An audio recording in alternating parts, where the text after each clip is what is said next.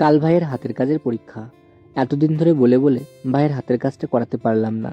পরীক্ষার আগের দিন ওর হুঁশ হয়েছে যে এখন ওর হাতের কাজ করতে হবে। তারপর একটা পার্সেল আসলো। ভাইকে বললাম, খুলে দেখ এর মধ্যে কি আছে।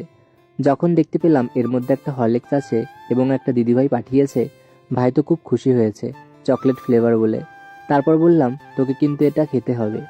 তারপর ও বসে পড়েছে হাতের কাজ তৈরি করার জন্য। তোমরা অনেকেই আমাকে কমেন্ট করে বলেছো, তুমি শুধু ভাইয়ের হাতের কাজ করে দাও, এমনভাবে করলে ভাই তো নিজে থেকে কিছুই শিখবে না। সেহেতু ভাবলাম এবার যেহেতু টেস্ট পরীক্ষা, এবার আমি ওকে কিছু করে দেবো না। ওই একা একা মাথা থেকে যা বের করবে সেটাই তৈরি করবে, আর সেটাই তোমাদের সঙ্গে শেয়ার করব।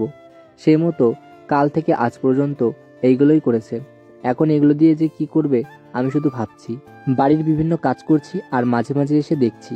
কাল পর্যন্ত ওইটুকু করেছে, তারপর আজ সকাল থেকে আবার বসেছে করতে। দেখো, হাতে লিখেছে ইন্ডিয়া, একটা পতাকা তৈরি করেছে, সুন্দর রঙও করেছে, ইসরো লিখেছে। তারপর যখন বললাম এগুলো দিয়ে তুই কি করবি, বলছে আমি এটা দিয়ে চন্দ্রযান বানাবো।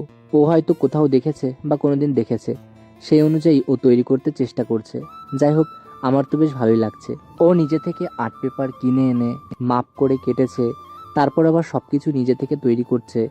ওর অনেক আগ্রহ এবং সব নিজের মাথা থেকে বের করছে।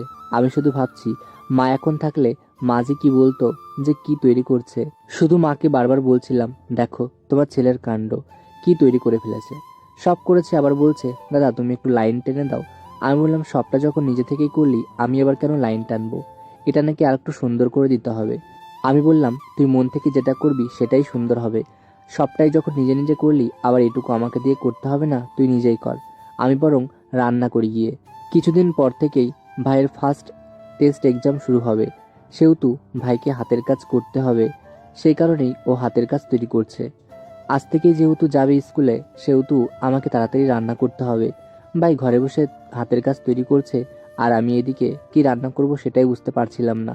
তারপর ভাবলাম, অত ভাবতে গেলে সময় চলে যাবে, তার থেকে বরং আজকে ডালই রান্না করি।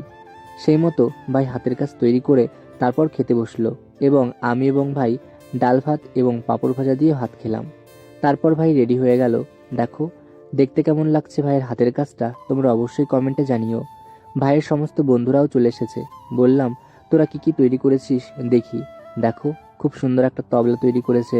আরো সবাইকে বললাম, তোরা কি কি তৈরি করেছিস দেখা। তারপর আরেকজন দেখাচ্ছে। আসলেই হাতের কাজ মানে নিজের হাতে তৈরি করা জিনিস, মন থেকে যেটা আসবে, রং বেরং এবং বিভিন্ন ধরনের হবে, দেখতেও ভালো লাগবে। অনেক কিছুই তৈরি করেছে, সত্যি বেশ ভালো লাগলো। যাই হোক, ভাই নিজের হাতে হাতের কাজ তৈরি করে আজ স্কুলে গেল সমস্ত বন্ধুদের সঙ্গে।